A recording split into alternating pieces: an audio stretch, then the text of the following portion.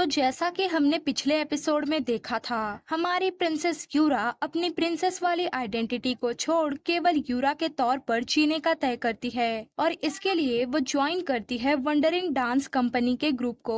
उन्हीं के साथ सफर करते हुए जब वे आगे चल के पवन घाटी के ओएसिस में रुकते हैं तो वहाँ पर यूरा की मुलाकात होती है कियान लोंग देश के एक व्यापारी लुओ शांग के साथ। लुओ शांग शर्मीला बंदा होता है और वो यूरा को अपनी कहानी सुनाता है।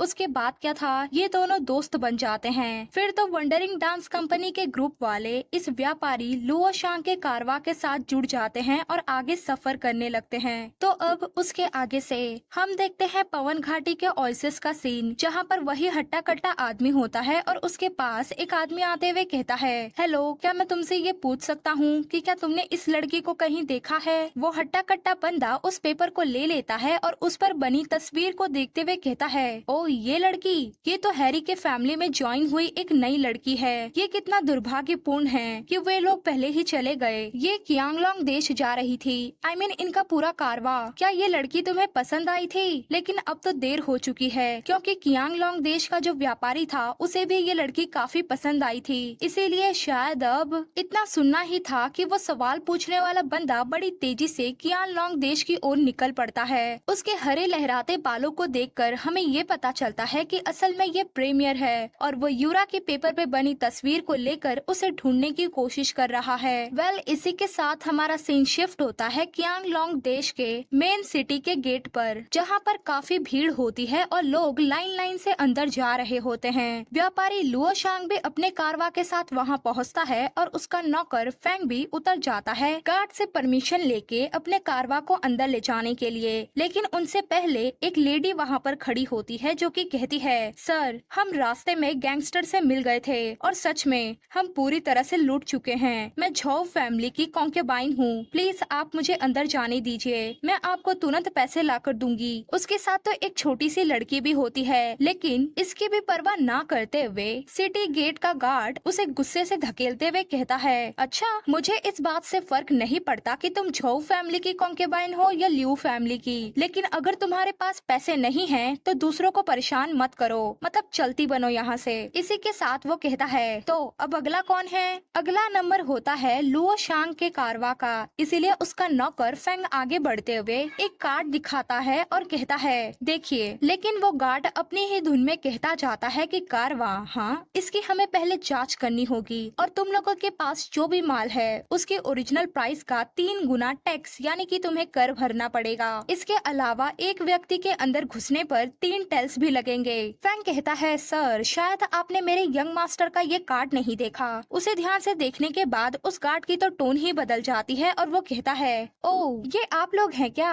दरअसल मेरी आंखें थोड़ी अनाड़ी है, इसलिए मैंने कुछ गलत देख लिया। कोई बात नहीं, आप लोग अंदर जा सकते हैं। उसके बाद तो वो अपना सर झुकाकर लुओ शांग के पूरे कारवा को अंदर जाने देता है और उनके अंदर चले जाने के बाद थूकते हुए कहता है, छी, क्या बदकिस्मती है। सुनो, जाओ एक लेटर भेजो और उन्हें बताओ कि वो जिंदा वापस आ गया। उसके बाद तो हमारा सीन शिफ्ट होता है एक मस्त सी जगह पर। वहाँ पर फेंग कहता है, यंग मास्टर, रहने की व्यवस्था अच्छे से कर दी गई है, तो कृपया आ जाइए। लुओ शांग यूरा की मदद करता है कैरेज से बाहर निकलने पे। उसके बाद तो वो कहता है, क्या तुम यात्रा करके आने की वजह से थक गई हो या फिर तुम्हें बुखार है? क्या मैं डॉक्टर को बुलाऊं? यूरा कहती है, नहीं नहीं, मैं बिल्कुल ठीक हूँ। मैं तो बस ये जानना चाहती हूँ कि यहाँ इस देश में एंट्री करने की फीस कुछ ज्यादा ही नहीं है? इतना ही नहीं, ये लोग माल के ओरिजिनल प्राइस का 3 गुना टैक्स ले रहे हैं और ये बताने की तो जरूरत ही नहीं है कि एक इंसान के लिए 3 टैक्स लेना ये बहुत ज्यादा है। मुझे डर है कि यहाँ के आम लोगों की तो इतनी सैलरी होती होगी 1 साल की, लेकिन क्या यहाँ के लोग इतने अमीर हैं? लुओ शांग कहता है, क्या कहा? अमीर? इनके पास धन नहीं है। इस देश में, इनफैक्ट इस सिटी में एंटर करने वाले लोगों की संख्या तुम बता सकती हो क्या?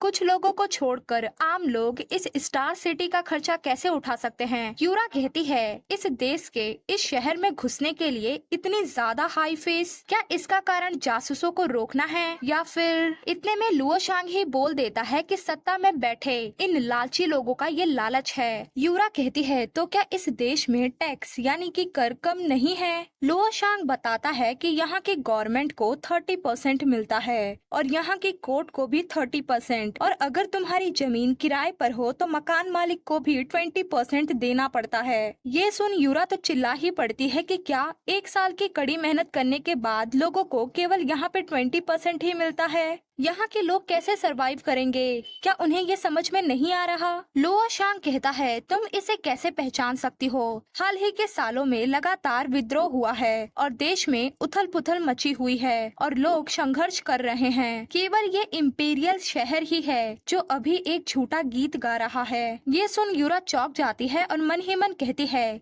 यहाँ ऊंची सत्ता में बैठे लोग अपने ही लोगों को नोच कर खा रहे हैं। जाहिर है जनता पर अगर इतना जुल्म होगा तो विद्रोह तो होगा ही। उसके बाद तो वो कहती है, अगर यहाँ का शासक यानी कि रूलर इसी तरह से अपने देश को चलाएगा तो ये देश जल्द ही खत्म हो जाएगा। मतलब इसकी उम्र काफी कम रह गई है, ये जल्द ही गायब हो जाएगा। जब तक कि ये अपनी गलतियों को नहीं सुधारेंगे तब तक जनता का गुस्सा शांत नहीं होगा। लुओ शांग कहता है, कहना आसान है लेकिन करना मुश्किल। खैर तुम इस बारे में बात करना बंद करो। तुम बहुत लंबी यात्रा करके आई हो तो थक गई होंगी। जाओ आराम करो और अगर तुम्हें किसी भी चीज की जरूरत पड़े तो मुझे बस बुला लेना। इसी के साथ बातचीत के दौरान वो तो यूरा को पहले ही उसके रूम तक ले आया होता है। उसके बाद क्या था, यूरा भी सोचते हुए अपने रूम का दरवाजा खोलती है। अंदर होती है एमिली जो कि खुशी से कहती है, योर हाइनेस, आपका रिलेशन इस यंग मास्टर के साथ इतना अच्छा क्यों है? ये सुन यूरा चौंक जाती है कि हाँ। एमिली यूरा को पानी देते हुए कहती है, इसे पीजिए। और हाँ योर हाइनेस, उस आदमी से ना कोई मतलब मत रखिए क्योंकि ये नहीं हो सकता। आप प्रीमियर को इस तरह से छोड़ नहीं सकती। ये सुन यूरा के मुंह से तो पानी बाहर ही आ जाता है और वो शर्माते हुए कहती है, क्या बकवास कर रही हो? लुओ शांग और मैं केवल दोस्त हैं। इसके अलावा इन सब में प्रीमियर का क्या लेना देना है? एमिली कहती है, योर हाइनेस, प्रीमियर के साथ आपका रिश्ता दूसरों से छुपाया नहीं जा सकता। आप इसे अपने आसपास के लोगों से छुपा नहीं सकती और इसके अलावा हर कोई आपको आशीर्वाद ही देगा, तो इसे छिपाइए मत। यूरा शर्मा जाती है और वहाँ से मुड़ते हुए कहती है, मैं नहीं जानती कि तुम क्या सोच रही हो। अगर उसे मुझ में दिलचस्पी होती तो क्या वो मुझे ऐसे ही जाने देता? यूरा खुद भी निराश हो जाती है और उसके बाद एमिली से कहती है, उसका जिक्र मत करो, आराम करो। कल हम यहाँ के बाजारों में खरीदारी करने चलेंगे और देखेंगे इस कियान लोंग देश को। दूसरी ओर हम देखते हैं रेगिस्तान के बीच कोई बैठा होता है और वो यूरा के एक ज्वेलरी हाथ में लिए मन ही मन कहता है, हे भगवान, हमारे साथ ऐसा करना बंद करो और यूरा हमारे मिलने तक का इंतजार करो। उसके बाद हमारा सीन शिफ्ट होता है रात के समय कियान लोंग देश में। हमारी यूरा लुओ शांग के साथ बाहर घूमने आई होती है और वहाँ के खूबसूरत नजारों को देख वो कहती है, वाओ, तो क्या ये यहाँ का फ्लावर फेस्टिवल है? अफसोस है कि एमिली ने यहाँ आने से मना कर दिया। सच में उसका तो बहुत बड़ा नुकसान हो गया। अगर वो यहाँ आती तो उसे ये खूबसूरत नजारा देखने मिलता।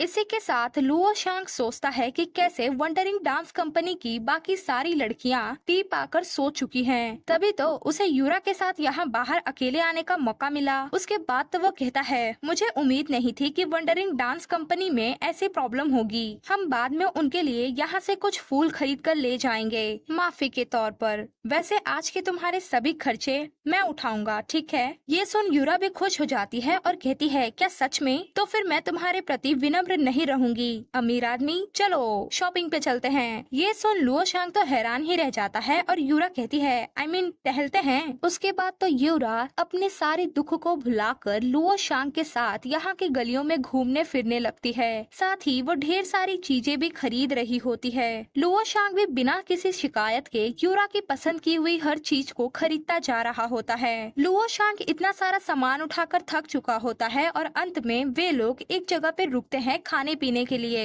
यूरा कहती है, क्या ये सब भारी है? मुझे माफ करना, मैंने कुछ ज्यादा ही खरीद लिया। जैसे ही मैंने इन फ्लावर एलिमेंट्स यानी फूल के तत्वों को देखा तो मैं खुद को रोक ही नहीं पाई। लुओ शांग कहता है, लड़कियों का फूलों और उनकी बनी हुई चीजों से प्यार करना तो नॉर्मल सी बात है और आज का ये त्योहार यानी कि ये फेस्टिवल भी तो फूलों के देवता के लिए ही मनाया जाता है जो कि लड़कियों के लिए सौभाग्य लाता है। इतने में लुओ शांग देखता है कि पास ही में एक छोटी सी लड़की फूल बेच रही है। उस बेचारी की फूलों की टोकरी को कोई दूर धकेलते हुए कहता है, यहाँ से हट जाओ और हमसे दूर रहो, समझी। अब लुओ शांग उसे बचाने चला जाता है कि बेटा ध्यान से। इतने में यूरा देखती है कि वो फूल बेचने वाली छोटी सी लड़की निकालती है खंजर और सीधा घुसा देती है लुओ शांग के पेट में। यूरा कुछ भी नहीं कर पाती और लुओ शांग भी हैरान रह जाता है। वो छोटी लड़की तो खंजर डाल के निकाल भी लेती है और रोते हुए कहती है, अगर मैं तुम्हें नहीं मारूंगी तो वे लोग मेरी माँ को मार देंगे। अब ये देख तो वहाँ पर भगदड़ मच जाती है कि यहाँ पे मर्डर हुआ है, मर्डर। और यूरा फटाक से लुओ शांग के पास पहुँचती है कि रुको, मैं डॉक्टर को तुम्हारे पास लेकर आती हूँ। लेकिन इतने में लुओ शांग यूरा को कवर कर लेता है क्योंकि उसके पीछे से एक बंदा अटैक कर रहा होता है। अब यूरा को लगने वाली चोट लुओ शांग को लग जाती है, जिससे यूरा को याद आता है प्रिंस तारिक कि कैसे उसने भी यूरा को बचाने के लिए अपने ऊपर वार ले लिया था।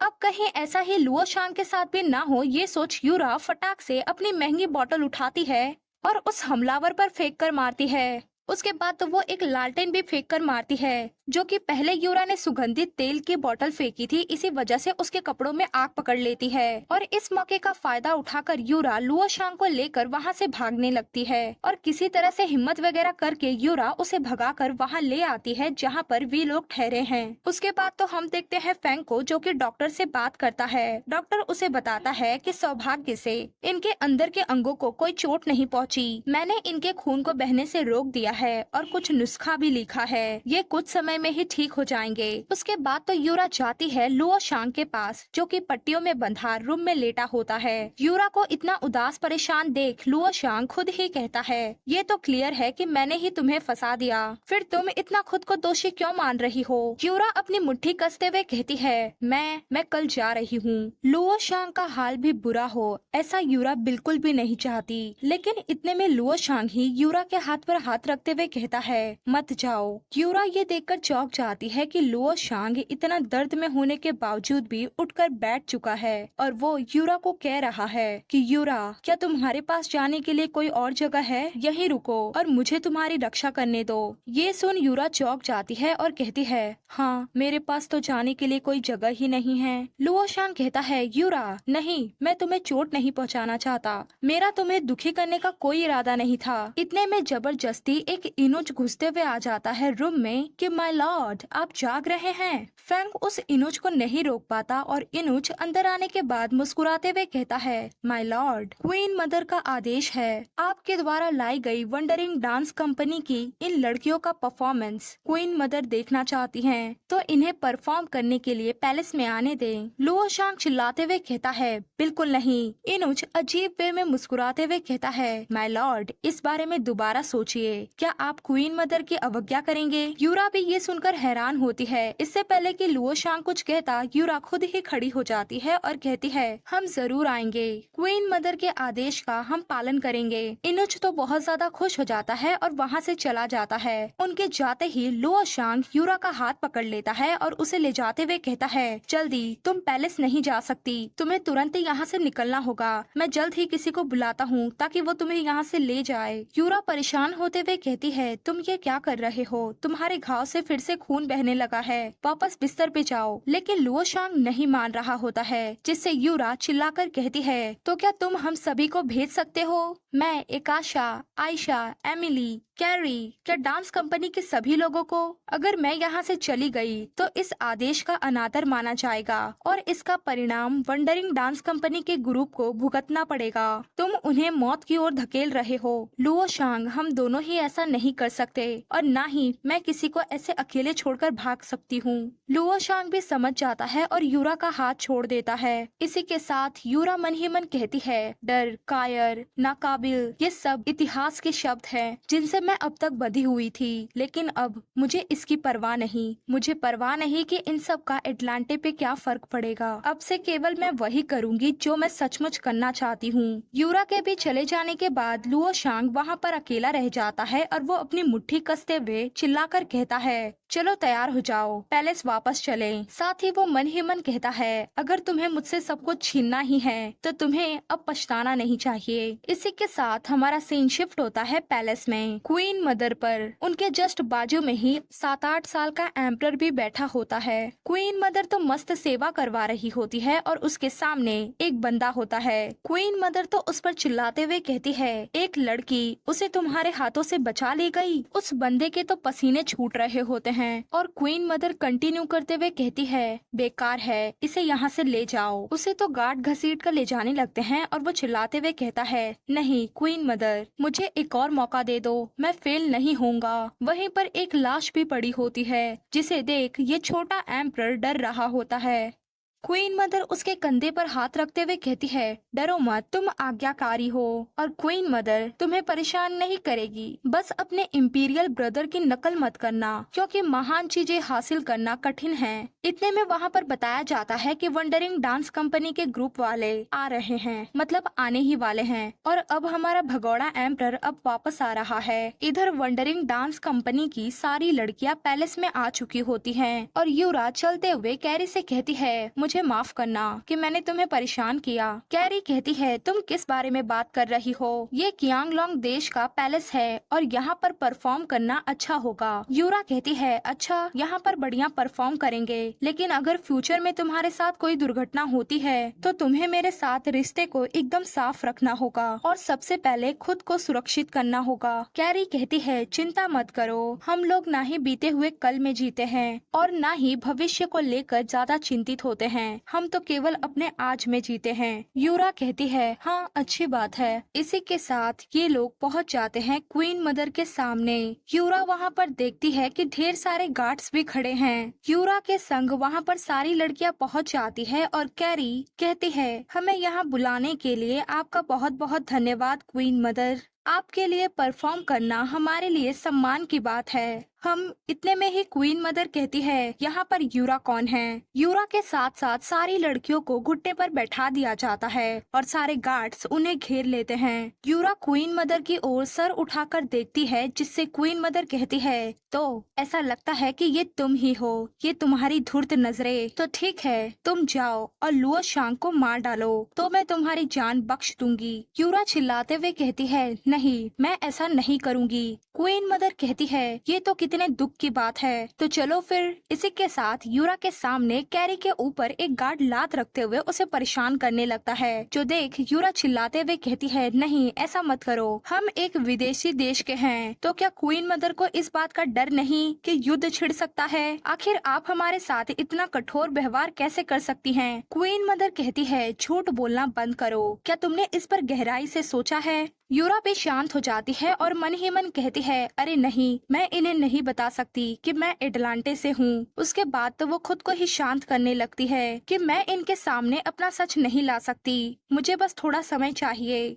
उसके बाद तो वो कहती है, योर हाइनेस, आपने ही लुओ शांग की हत्या करने के लिए लोगों को भेजा था। मैं वो सब कर सकती हूँ जो भी आप चाहेंगी, लेकिन क्या आप मुझे बताएंगी कि आप लुओ शांग को मारना क्यों चाहती हैं? ये सुन क्वीन मदर इशारा देती है। उसके बाद तो इनुज इस छोटे से एम्परर को वहाँ से ले जाता है। उसके जाते ही क्वीन मदर कहती है, क्योंकि वो इस गद्दी पे से हटाया हुआ एम्परर है, मेरा बेटा। ये सुन यूरा चौंक जाती है और कहती है, क्या लुओ शांग आपका अपना बेटा है? तो फिर ऐसा क्यों कर रही हो? क्वीन मदर कहती है, ये ऐसी बात नहीं है जो तुम्हें पता होनी चाहिए। तुम्हें बस वापस जाना है और ऐसा दिखावा करना है जैसे कि कुछ भी नहीं हुआ, और जैसे ही वो बेखबर होगा तो तुम्हें उसे मार डालना है, समझ गई? लेकिन इतने में कैरी यूरा के ड्रेस पकड़ती है। यूरा भी उसकी ओर देखती है और उसके हाथ को पकड़ते हुए कहती है, मुझे माफ करो, क्योंकि तुम मेरी वजह से परेशान हो रही हो। अब बस बहुत हो गया, अगर मैं लुओ शांग को मार भी दूं तो भी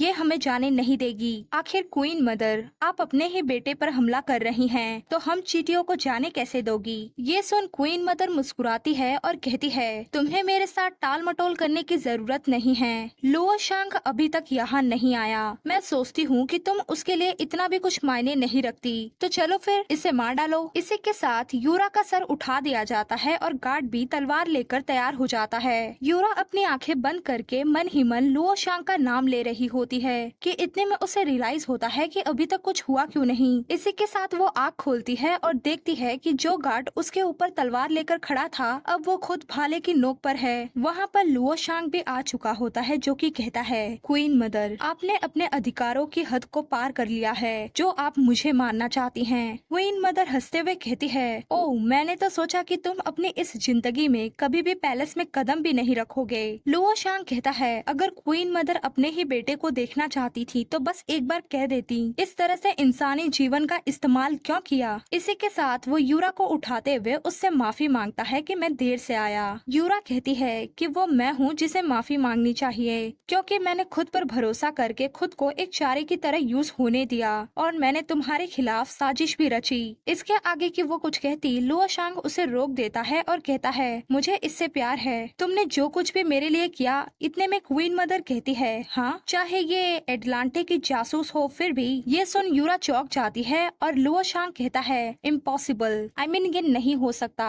यूरा भी हैरान होती है और इतने में क्वीन मदर कहती है, क्या मैं सही नहीं हूँ एटलांटे की प्रिंसेस। ये सुन लुओ शांग चौंक जाता है कि क्या प्रिंसेस। यूरा भी मन ही मन कहती है, तो इसे सच में मेरी पहचान पता थी, इस बार तो मैं सच में खत्म होने वाली हूँ। इसी के साथ वो एक नजर देखती है एमिली और कैरी की ओर और मन ही मन कहती है, लेकिन चाहे कुछ भी हो मुझे इनकी रक्षा करनी है। फिर तो वो कहती है, हाँ, मैं हूँ एटलांटे की प्रिंसेस। ये सुन लुओ शांग चौंक जाता है और यूरा कंटिन्यू करते हुए कहती है, लेकिन इस वजह से क्वीन मदर मुझे जासूस कह रही हैं, जो कि बहुत गलत है। क्वीन मदर कहती है, तो जासूसों को अपने यहाँ शरण देने वाले लुओ शांग को भी इसके लिए दोषी करार दिया जाता है। लुओ शांग तो अब भी सदमे में होता है और यूरा कंटिन्यू करते हुए कहती है, मेरे द्वारा धोखा दिया गया था। लुओ शांग बहुत ही अच्छा है, ये एक ऐसा कैरेक्टर है जिसे आसानी से मूर्ख बनाया जा सकता है और जासूस को शरण देने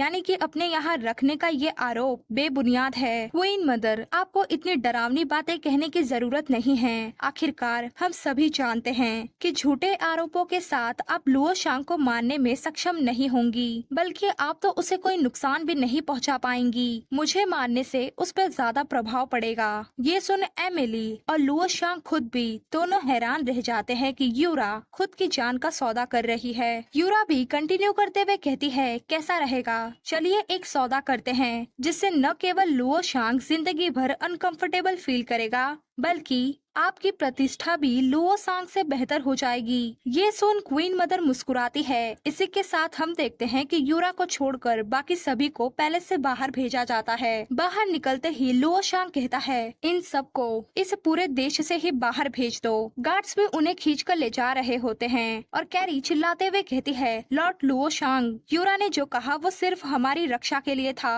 वो इसके लिए ईमानदार नहीं थी। आप तो सब कुछ जानते हैं, आप उसे बचाने जा रहे हैं ना, प्लीज उसे बचा लीजिए, उसे मरने मत दीजिए लॉर्ड लुओ शांग। लेकिन उसे तो वहाँ से खींचकर ले जाया जाता है और फिर लुओ शांग का नौकर फेंग आते हुए कहता है, यंग मास्टर, हमें क्या करना है। दूसरी ओर इस गहरी रात में यूरा को जेल में बंद करके बुरी तरह से पीटा जा रहा होता है। तभी वहाँ पर क्वीन मदर आते हुए कहती है, क्या तुमने इसका पता लगा लिया है। उसे देख यूरा कहती है, जब मैंने कैरी और अन्य लोगों को बचाने के लिए अपने आप को पेश किया तब ही मेरा जीवन खत्म हो चुका था, तो फिर तुम मेरे साथ फिर से उसी जीवन का व्यापार क्यों करना चाहती हो। तुम अब भी लुओ शांग के सामने मुझे ले जाकर इस्तेमाल करना चाहती हो। क्या तुमने इसके बारे में क्लियर रूप से नहीं सोचा। क्वीन मदर मुड़ते हुए कहती है, मैंने तुम्हें कम आका, फिर मुझे देखने दो कि तुम्हारा मुंह कितने देर तक कठोर बना रहता है, इसे और मारो। इतना कह क्वीन मदर वहाँ से चली जाती है और यूरा पर फिर से चाबुक बरसने लगते हैं। यूरा मन ही मन सोच रही होती है कि जल्द ही ये और दर्द नहीं करेगा। असलियत में तो ये जीवन मेरा नहीं था, अब बस बहुत हो गया। लेकिन मुझे पता नहीं कि क्या मैं प्रेमियर से बिना मिले ही मर जाऊंगी, तो क्या मुझे इसका दुख होगा। फिर हमारा सीन शिफ्ट होता है अगले दिन सुबह। क्वीन मदर को रिपोर्ट दी जाती है कि सारी रात यूरा को कोड़े मारने के बावजूद भी वो आपकी बात मानने को तैयार नहीं हुई। उसके बाद तो क्वीन मदर कहती है, तब तो उसकी इच्छा पूरी हो जाएगी। उसे कैशिको ले जाओ और उसका गला काट दो। खैर दूसरी ओर हम देखते हैं इसी देश के सिटी गेट पर कोई एंटर करता है। वहाँ बहुत हलचल होती है और दो लोग आपस में बात कर रहे होते हैं कि क्या तुमने सुना है, एम्प्रेस डावेचर यानी कि क्वीन मदर ने अपने पैलेस में एक विदेशी जासूस को पकड़ा और अब वो कैसिको में उसे मृत्यु दंड देने जा रही हैं। दूसरा बंदा कहता है, सुना है कि वो दिखने में बहुत प्यारी है, लेकिन ये कितने अफसोस की बात है कि अब वो मरने वाली है। ये सुन अभी अभी वहाँ आए प्रीमियर के कान खड़े हो जाते हैं और वो मुस्कुराते हुए पूछता है, माफ कीजिए लेकिन आपने जिस जासूस के बारे में बात की उसका क्या नाम है? वे लोग चौंक जाते हैं और कहते हैं, नाम तो नहीं पता लेकिन शायद वो एटलांटे से है। ये सुनते ही प्रीमियर घोड़े पर सवार हो जाता है और निकल पड़ता है कैशिको की ओर। साथ ही उसके दिमाग में चल रहा होता है कि यूरा। दूसरी ओर हम देखते हैं कैशिको का सीन। लोगों के बीच भगदड़ मची होती है और बातें भी हो रही होती हैं। हटा दिए गए एम्परर लुओ शांग ने तख्ता पलट की मंशा से इन जासूसों को छिपाने में मदद की। असल में यूरा को एक पिंजरे में बंद करके पब्लिक के बीच लाया जा रहा होता है और पब्लिक को भड़काने के लिए ये सारी बातें बोली जा रही होती हैं कि हमारी एम्प्रेस डावेजर बहुत ही बुद्धिमान है और उसने जासूसों को पकड़ लिया और दूसरों के लिए चेतावनी के तौर पे आज इस जासूस को पब्लिक के बीचों बीच मृत्यु दंड दिया जाएगा। पब्लिक के बीच बातें होने लगती है कि क्या फिर से तख्ता पलट, अब कितने लोग मरेंगे। मुझे तो इस बात की उम्मीद नहीं थी कि योर हाइनेस लुओ शांग ऐसे इंसान होंगे जो कि अपने ही देश के खिलाफ होकर बाहरी देश वाले जासूसों को पनाह देंगे।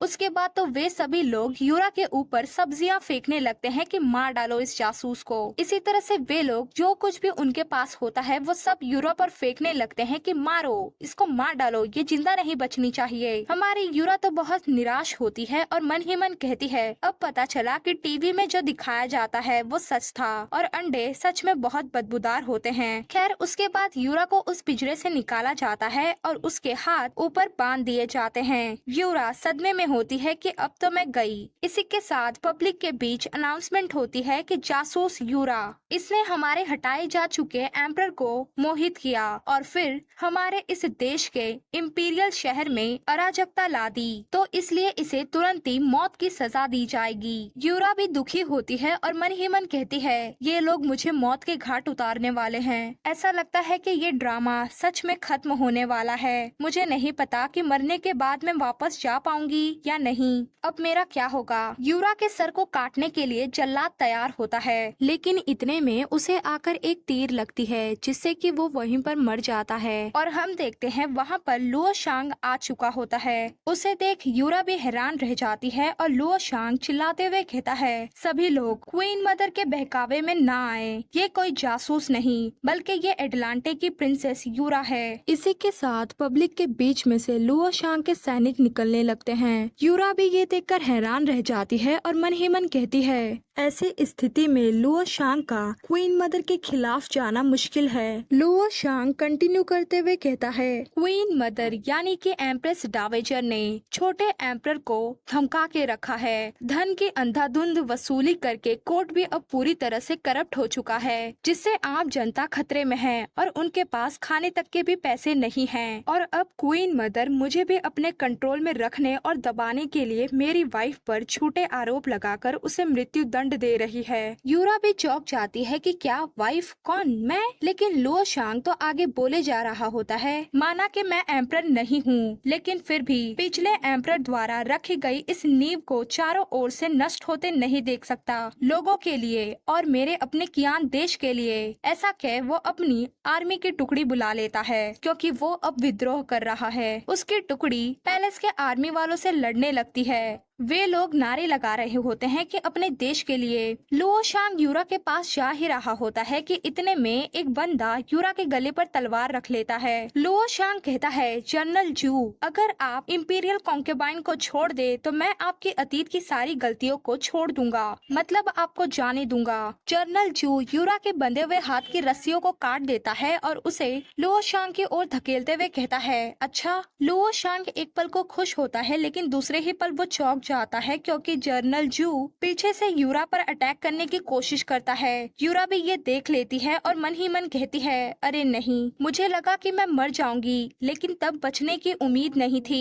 लेकिन जब अब मैंने सोचा कि मैं बच सकती हूँ तो अंततः मुझे मरना ही है। फिर भी यूरा उससे बचने के चक्कर में पीछे गिरने लगती है। इतने में उस जनरल जू के पेट में भी तलवार घुस जाती है और लुओ शांग ये देखकर कहता है, कार्रवाई करने और इंपीरियल कॉन्क्यूबाइन को बचाने के लिए आप महान योद्धा का धन्यवाद। कृपया इसे मुझे सौंप दीजिए। इसी के साथ हमें पता चलता है कि असल में प्रेमियर ने यूरा को बचा लिया है और उसने ही जनरल जू को मारा भी। उसके बाद तो वो मुस्कुराते हुए यूरा की ओर देखता है और कहता है, प्रिंसेस। यूरा भी दूर हो जाती है और कहती है, तुम? यूरा के चेहरे और शरीर पर पड़े निशान को देख जेवियस हैरान रह जाता है और वो यूरा के फेस को पकड़ के करीब से देखने लगता है। पीछे से लुओ शांग उसकी ओर ही आ रहा होता है कि हे, तुम वीर योद्धा। लेकिन इतने में प्रेमियर यूरा को अपना कोट उड़ाकर उठा लेता है और यूरा भी परेशान होते हुए कहती है, अरे ये तुम क्या कर रहे हो?